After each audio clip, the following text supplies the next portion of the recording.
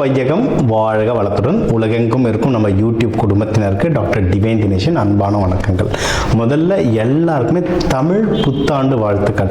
இதுதாங்க actual new year, சரிங்களா? மீதி ஜனவரி 1 நம்ம உலகம் முழுக்க ஒரு ஜார்ஜேஜியன் கேலண்டர்னு சொல்லுவோம், சரிங்களா? வெளிநாட்டு மக்கள் ரெடி பண்ணது. நம்ம தமிழ் முறைக்கு சித்திரை 1 இந்த ஏப்ரல் 14 தான் புனிதமான நாள். தமிழ் இந்தியாவில் பல மொழி பேசுகிறவங்க, நீங்கள் கன்னடமோ இது நியூ இயரோ யார் எடுத்தாலும் அங்கே உகாதின்னு கொண்டாடுவாங்க. அரௌண்ட் இதே நாட்கள் அரௌண்ட் சுற்றி தான் வரும். ஸோ இதுதான் நம்மளுக்கு ரொம்ப முக்கியமான நாள், சரிங்களா? இந்த முக்கியமான நாளில் ஒரு ராசிக்கும் சொல்ல போகிறோம். நம்மளுக்கு எல்லாருக்குமே தெரிஞ்சது தான். உங்களுடைய பொதுவான வாழ்க்கை எப்படி இருக்கும், திருமண வாழ்க்கை, குடும்பம், குழந்தைங்க, மகப்பேறு பற்றி, தொழில் முன்னேற்றங்கள் பற்றி, வேலையில் ப்ரமோஷன், வெளிநாடு போகிறது, ஹெல்த், இதை பற்றி நிறைய நம்ம பேச போகிறோம். சரி, அதுக்கு முன்னாடி நம்ம பஞ்சாங்கம் என்ன சொல்லுது அப்படின்றத ஒரு டீட்டெயிலாக பார்த்தோம். அதாவது வருஷம் இந்த வருஷம் இப்படி தான் நடக்க போகுது அப்படின்னு சொல்லிட்டு நம்ம பஞ்சாங்கத்தில் எழுதி வைப்பாங்க. உலகத்தில் போர் வருவதாக இருக்கட்டும், விலைவாசி உயர்வு, இதெல்லாம். ஸோ இந்த வருஷத்துக்கு என்ன அப்படின்றத நம்ம பார்ப்போம். ஒன்று, இந்த தலைவன் அப்படின்னு நீங்கள் பார்த்தீங்கன்னா வருடாதிபதினு சொல்லுவோம். வருடாதிபதி தலைவன் யாருன்னா சூரியன், மந்திரி சந்திரன், ஓகேங்களா? சேனாதிபதி சனி பகவான். அதே மாதிரி உங்களுக்கு சஸ்தியாதிபதி யாருன்னா குரு பகவான். இதுதான் நம்மளுடைய அக்ரிகல்ச்சர் பற்றி நம்ம சொல்கிறது, தானியங்கள் பற்றி தான், ஓகேங்களா? இப்போ சூரிய பகவானே தலைவனாக இருக்கிறதுனால நமக்கு ஒரு ஆட்சி நடக்கும். ஆட்சியில் பல பாலிசி சேஞ்சஸ் நடக்கும். ஆட்சி மாறுமான்னு கேட்காதீங்க, எலெக்ஷன் டைம் வேற, நான் அது உள்ளே போக விரும்பலை. ஆனால் பாலிசிஸ் நிறைய மாறும், ஓகேங்களா? கவர்மெண்ட் பாலிசிஸ் நிறைய வரும். டேக்ஸ் நிறைய ரெகுலேஷன்ஸ்லாம் வரும், சரிங்களா? ஒன்று, சந்திரன் இருக்காங்க, அதுக்கப்புறம் மந்திரியா சந்திரன் இருக்காங்க, சேனாதிபதியா சனி பகவான் இருக்கார். சனி சந்திரன் காம்பினேஷன்ஸ் வர என்னன்னா, இந்த தமிழ் வருடத்தை பிரபவ வருடம்னு சொல்லுவாங்க. அதாவது இது ரொம்ப ஆன்மீகமான வருடம். ஆன்மீகம் ரொம்ப ஜாஸ்தியாகும். இதை நம்ம நியூ இயர் பலன்லேயே சொல்லியிருக்கேன், நீங்கள் தேடி பாருங்கள். நம்ம நியூ இயர் பலன்லேயே சொல்லி இது ஆன்மீகம் வருடம். ஆன்மீகம் சம்பந்தமாக நிறைய நடக்கும். தொழில்கள்லையும் அதை நிறைய பார்ப்பீங்க, முக்கியமாக முருகர் சம்பந்தமான. அதுக்கப்புறம் முருகர் படம் எடுக்க போகிறதா நிறைய நியூஸ் ரிலீஸ் ஆச்சு. எத்தனை பேர் பார்த்துருக்கீங்க? தமிழ்நாட்டில் மட்டும் இல்லைங்க, ஆந்திராலையும் நடக்க போகுது. தமிழ்நாட்டிலையும் முருகன் பேரில் ஒரு பெரிய படம் ஒன்று வருது. எல்லாருக்கும் அது என்ன படம்ன்றது தெரியும், சரிங்களா? இதெல்லாம் நடக்குது. இன்னும் ஆன்மீகம் சம்பந்தமாக பல பிஸ்னஸஸ்களும் வளரும். அதே மாதிரி ஆன்மீகம் வளர்ச்சி நிறைய நடக்கும். அதே சமயம் சேனாதிபதி சனி பகவானாக இருக்கிறதுனால நாட்டில் நிறைய குழப்பங்களும் வரும். உலகம் முழுக்கவும் வரும், நம்ம நாட்டிலையும் குழப்பங்கள் நிறைய வருங்க. கொஞ்சம் உஷாராக இருந்துக்கோங்க. முக்கியமாக என்னென்ன குழப்பங்கள்னா, அரசியல் ரீதியான சில விஷயங்கள், ஆன்மீக ரீதியாகவும் சில விஷயங்கள்.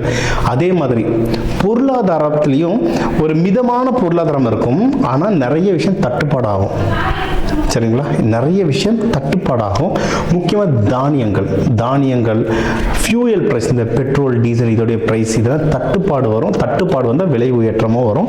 தங்கம், வெள்ளியோட விலைகளும் உயரும், சரிங்களா? அதனால் என்ன தெரிஞ்சுக்கணும்னா, காசை மிச்சம் பண்ணுங்க. சாப்பாட்டை வீண் பண்ணாதீங்க. இன்றைக்கி நம்ம வீண் பண்ணுற சாப்பாடு யாரோ வயிறுக்கு போக வேண்டியது. சாப்பாட்டை வீண் பண்ணாதீங்க, அதுவே பெரிய புண்ணியம். காலநிலை, அதாவது மழை மிதமாக தான் இருக்கும். ஸோ அக்ரிகல்ச்சர் பெரிய பாதிப்பு இல்லை, ஓகேங்களா? முடிஞ்ச அளவுக்கு தண்ணி குறைவான விவசாயம் பண்ணுறது ஒன்றும் சூப்பர். சிறுதானியங்கள்லாம் இப்போ ரொம்ப நல்லா வளர்ந்துட்டு வருது, அதெல்லாம் நீங்கள் பண்ணலாம். மழையால் பெரிய பாதிப்பு இல்லை, ஓகே? இயற்கை சீற்றங்களும் ரொம்ப பெரிய அளவுக்கு இல்லை. அரசியல் சூழ்நிலைகளும் உலகத்தில் போராட்டங்களும் அதிகமாக வெடிக்கிற மாதிரி இருக்குது. அப்போது நம்மளுடைய பணத்தை எவ்வளோ மிச்சம் பண்ண முடியுமோ மிச்சம் பண்ணுங்க. தேவையில்லாத செலவுகளோ, தேவையில்லாத ஆடம்பர செலவுகள் பண்ணாதீங்க. ஆடம்பர செலவுகள் ரொம்ப ஜாஸ்தி ஆயிடுச்சு. பண்ணாமல் மிச்சம் பண்ணீங்கன்னா இந்த வருஷம் ரொம்ப சுபவாமையும். இப்போ உங்கள் ராசிக்கு என்ன நல்லதுகள் என்னென்ன இருக்குது, எந்தெந்த விஷயத்த உஷாராக இருக்கணுன்றதை இப்போ பார்ப்போம். மகர ராசி, மகர லக்னக்காரங்களுக்கு எப்படி இருக்கு? உங்களுக்கும் டைம் ரொம்ப சூப்பராக இருக்குங்க. ஏன்னா ஜூனுக்கு அப்புறம்லாம் குரு பகவான் பார்க்குறாரு. அதாவது உங்களுக்கு சனி பயிற்சியும் முடிஞ்சு போச்சு, இப்போ குரு பகவான் பார்க்க போகிறாரு ஜூன்லேருந்து. அதனால் டைம் ரொம்ப சூப்பராக இருக்குது. ஒன்று என்னென்னா, உங்களுக்கு இந்த வருஷம் கடைசி இந்த டிசம்பர் மாதம் ராகு பயிற்சி நடக்குங்க. ராகு உங்கள் வீட்டுள்ள வராரு. அதனால் ரொம்ப குஷியாயிட வேணாம், கொஞ்சம் ஜாக்கிரதையாக இருக்கணும். சில பரிகாரங்கள் சொல்கிறேன், அதை ஃபாலோ பண்ணுங்கள்.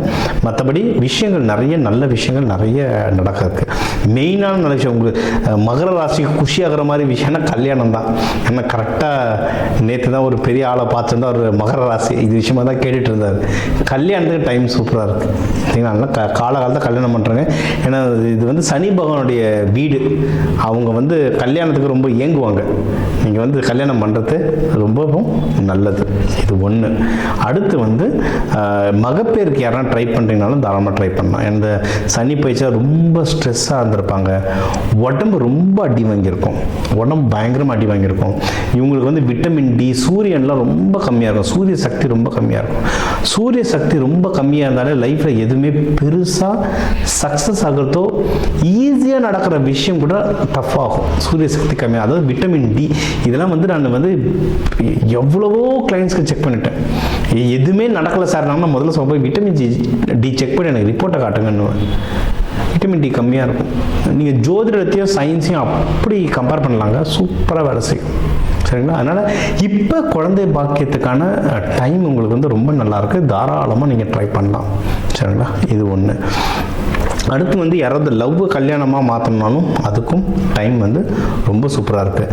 வேலையில் யாருன்னா ப்ரொமோஷனுக்குலாம் ட்ரை பண்ணுறீங்கன்னா தயவு செஞ்சு ட்ரை பண்ணுங்கள். ஏன்னா இந்த 7-8 வருஷம் நம்ம பட்ட கஷ்டத்துக்கு, நம்ம வச்சுருக்க கடனுக்கு, நம்மளுக்கு இருக்கிற பிரச்சனைகளுக்கு இதுக்கப்புறம் எதுனா ப்ரொமோஷன் சம்பள உயர்வெல்லாம் வந்தால் தான் ஏதாவது நம்ம மேனேஜ் பண்ண முடியும் சரிங்களா. அதனாலலாம் கிடைக்கிறதுக்கு நிறைய வாய்ப்பு இருக்குது. ஆஃபீஸில் பேசி டக்குன்னு வாங்குகிற வழியை பாருங்கள், கண்டிப்பாக நீங்கள் ஜெயிப்பீங்க.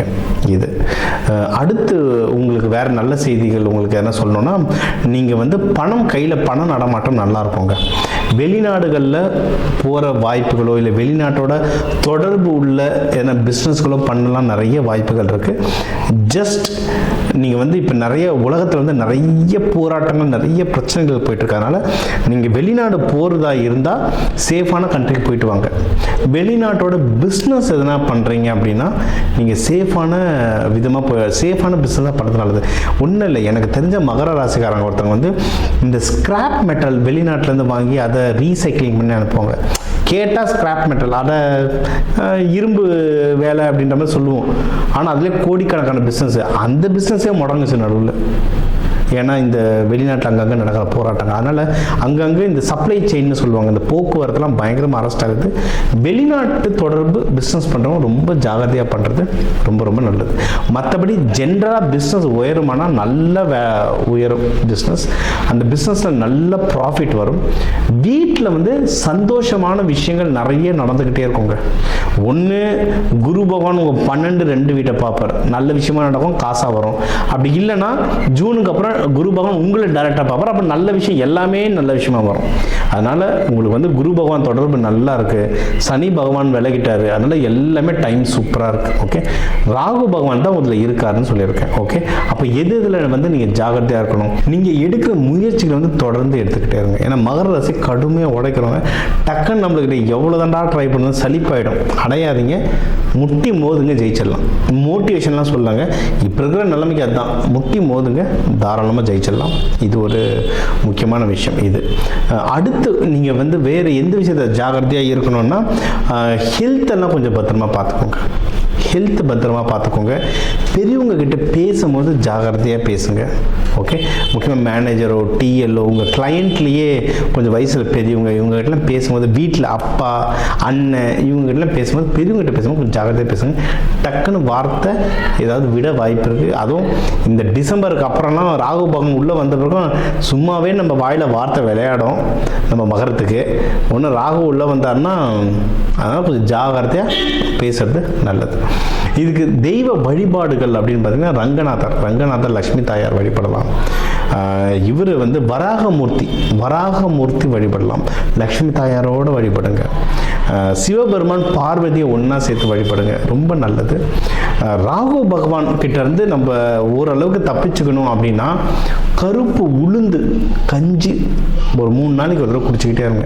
இல்லை வாரம் கருப்பு உளுந்து கஞ்சி குடிங்க, கொடுக்கவும் செய்யுங்க. கோவிலில் வந்து அந்த கஞ்சி பிரசாதமாக கொடுக்க முடிஞ்சது நல்லது. இல்லை கருப்பு உளுந்தில் எதனா பலகாரமாக செஞ்சு நீங்கள் டொனேஷன் மாதிரி கொடுத்துட்டு வந்தாலும் ரொம்ப நல்லது. சனிக்கிழமைகளில் எண்ணெய் தேய்ச்சி குளிக்கிறது வழக்கமாக வச்சுக்கோங்க, அதுவும் நல்லது. ஏன்னா கருப்பு உளுந்துன்றது ராகுங்க, அது உங்களை வந்து இந்த ராகு பகவானோட தாக்கத்தை நியூட்ரலைஸ் பண்ணும்.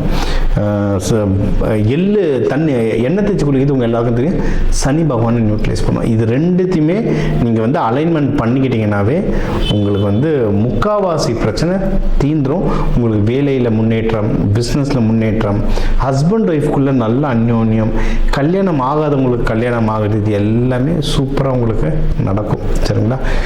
கல்யாணத்துக்கு நிறைய பேர் இந்த பொண்ணு வீடு மாப்பிள்ளை வீடு போகிறத பற்றி கேட்டீங்க. மகரத்துக்கு வந்து வெள்ளிக்கிழமை சுக்கிர ஹோரை சூப்பராக வேலை செய்யும். புதன் வியாழனும் வேலை செய்யும். ஆனால் வெள்ளிக்கிழமை சுக்கிர பகவான் வந்து சனி பகவானோட நல்ல தொடர்பில் இருக்கிறவர். நீங்கள் வந்து வெள்ளிக்கிழமை சுக்கிர ஹோரையில் பொண்ணு வீடு மாப்பிள்ளை வீடு போயிட்டு வரது வந்து ஒன்றும் சிறப்பானதாக அமையுங்க. உங்களுடைய சேனாதிபதியே சனி பகவான் தான். இந்த தமிழ் வருட பரப்புக்கு சேனாதிபதி சனி பகவான். நிறைய உலகத்திலையும் நம்ம ஊர்லேயும் நிறைய தேவையில்லாத குழப்பங்கள் நிறைய போக வாய்ப்பு இருக்குது. அது பொருளாதாரமாக இருந்தாலும் சரி, ஆன்மீகமாக இருந்தாலும் சரி, தேவையில்லாத குழப்பங்கள் நிறைய போக வாய்ப்பு இருக்குது. அதுலேருந்து நீங்கள் தள்ளி இருக்கிறது நல்லது. தேவையில்லாமல் இந்த குழப்பத்துள்ள மாட்டிக்காதீங்க. ஏற்கனவே சனி பகவான் நாங்கள் ஸ்ட்ராங்காக இருக்காரு. நம்ம போனோன்னா டக்குன்னு மேக்னெட் மாதிரி ஒட்டிப்போம், மாட்டிப்போம், அவஸ்தைப்படுவோம். சரிங்களா? அதனால் அதுலேருந்து தள்ளி இருக்கிறது நல்லது. நம்ம தமிழ் புத்தாண்டு பிரபவ வருஷத்துக்கு என்னென்ன பலன்கள் அப்படின்னு பார்த்தோம். ஓவராலாக இந்த தமிழ் புத்தாண்டுக்கு எப்படி இருக்கும், ஒரு வருஷ பலன்க, இது ஒரு வருஷ பலன். ஓகே, ஓவராலாக எப்படி இருக்கும், குடும்பம், கல்யாணம், மகப்பேறு, மறுமணம், ஹெல்த்து, ஜாப், பிஸ்னஸ், ப்ராஃபிட், வெளிநாடு போயிட்டு வர்றது, முடிஞ்ச அளவுக்கு எவ்வளோலாம் முக்கியமான பாயிண்ட்டோ அது எல்லாமே கவர் பண்ணிட்டோம். எப்போவுமே சொல்கிறது 12 கோடி தமிழர்களில் ஒரு ராசிக்கும் ஒரு கோடி பேர் இருக்கீங்க. எல்லாருக்கும் பொதுவாக சொல்லியிருக்கோம். ஒவ்வொருத்தருடைய கைரேகை மாறுற மாதிரி ஒவ்வொருத்தருடைய ஜாதகமும் மாறும். இப்போ சொன்னதே நல்லபடியாக உங்களுக்கு வேலை செய்யும். இன்னும் அதிகமாக தெரிஞ்சுக்கணுன்னா கன்சல்டேஷன் எடுத்துக்கோங்க. ஒன்றும் டீட்டெயிலில் உங்களுடைய மற்ற கிரகநிலை, ராசி லக்னம், நட்சத்திரங்கள் வச்சு இன்னும் டீட்டெயிலில் பஞ்சாங்க நம்ம வந்து ப்ரெடிக்ஷன் சொல்லலாம். சரிங்களா? ஸோ இந்த தமிழ் வருட பருப்புக்கு நம்ம என்னென்ன தெய்வங்களை சொன்னோமோ, என்னென்ன வழிமுறைகளை சொன்னோமோ, இது எல்லாமே பின்பற்றுங்க. சரிங்களா? இதை தாண்டி நம்ம நிறைய கிளாஸஸ் எடுத்துகிட்ருக்கோங்க. ஏன்னா இப்போ சனி பயிற்சிக்கு சொல்கிறோம், சனி எனக்கு கொடுத்த 5-8 நிமிஷத்தில் என்னென்ன சொல்லணுமோ என்னால் முடிஞ்ச அளவு சொல்லிட்டேன். இதை தாண்டி சனி பயிற்சிகள்லேருந்து நம்ம ஓரளவுக்கு தப்பிச்சுக்க நிறைய விஷயங்களுக்கு நம்ம விதைகள் மூலயமா நிறைய பயிற்சிகள் தரும். கலர், அரோமா, மெட்டல் ஒரு கிரகத்துக்கு ஒரு மெட்டல் இருக்குது. அந்த மெட்டலை வச்சுக்கிட்டிங்கன்னா உங்கள் உடம்புல வந்து பல மாறுதல்கள் வரும். இதுதான் நம்ம கோவில்லையே யூஸ் பண்ணுறோம். கோவில் கலசங்கள், ஐம்பொன் சிலைகள், இது பின்னாடிலாம் நிறைய சயின்ஸ் இருக்குது. இதெல்லாம் நிறைய சொல்லி தந்துட்டுருக்கோம். இதெல்லாம் எடுத்து நீங்கள் ஃபாலோ பண்ண வாழ்க்கையில் மென்மேலும் வளருவீங்க. எல்லா கிரகமும் எல்லா தெய்வங்களும் நமக்கு நல்லது செய்யத்தான் இங்கே இருக்குது. நம்ம கர்ம வினைப்படி நம்மளுக்கு நல்லதும் கெட்டதும் மாறி மாறி வருது. நம்ம புத்தியை வச்சு இதெல்லாம் கற்றுக்கிட்டு அதை இம்ப்ளிமெண்ட் பண்ணி வாழ்க்கையை வளர விதியை மதியால் வெல்லலாம். நீங்களும் மதியால் வென்று ஆண்டவன் அருளால் இந்த தமிழ் வருட பரப்பு உங்கள் எல்லாருக்கும் எல்லாமே நல்லதாகவே நடக்க டாக்டர் டிவைன் தினேஷன் அன்பான வாழ்த்துக்கள். வாழ்க வளர்த்து.